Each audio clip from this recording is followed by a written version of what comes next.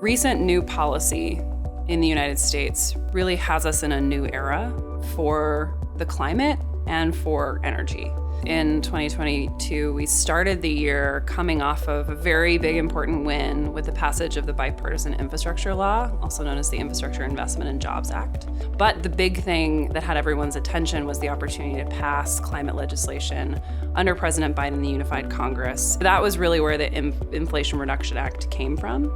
So at Clean Air Task Force, we were working from the very beginning in that process on tax credits, particularly to target a way of doing tax credits that would serve climate and be technology neutral, addressing climate change through transitioning our energy system, our transportation system, our manufacturing and production. We're requiring a massive change in the way that our economy and workforce functions in the United States.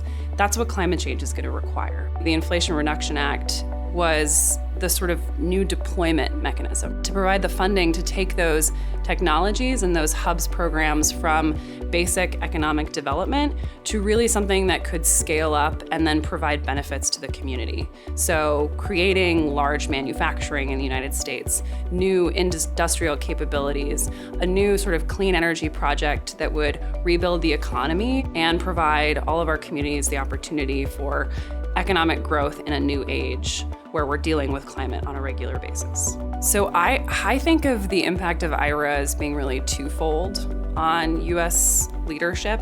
First of all is the fact that you now have one of the largest and wealthiest countries in the world that puts a lot of money into research and development, a lot of money into technology, looking at things through a climate lens, right? That's a huge story. The other side of it is really the fact that we need to do more climate policy all the time in the US and around the world. So to be able to pass such ambitious legislation in a democracy and now focus on the challenge of implementation and the fact that the political economy existed for something like the Inflation Reduction Act is a real milestone in the advocacy space. We're not interested in a solution that is brittle and is going to fail in a few years because the political winds have changed. So much of what happened in the US in 2022 is the taxpayers and the decision makers and policymakers responding to the challenge of climate change and doing that by taking an eye to look at what emissions needed to be reduced, right? To put the US on track for emissions reductions that were set by the administration. I think the most important piece of this, though, is that when you're reducing emissions, you also need to be thinking about the other challenges that climate change is causing, and a lot of the challenges that are caused by the transition itself, because you're really talking about upending the way that people's lives work.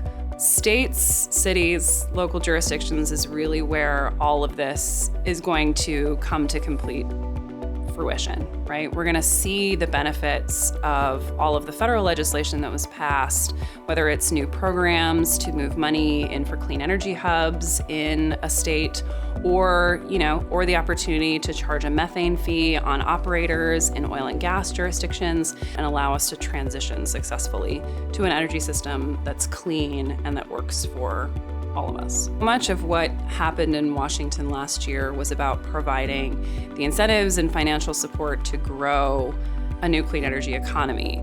But none of that will happen or be successful if the Clean Air Task Force isn't continuing to advocate for guardrails as an honest broker in this process to make sure that the emissions reductions that we modeled are actually going to be guaranteed. And that all happens in the implementation of these policies, which is the important piece that's going to come next.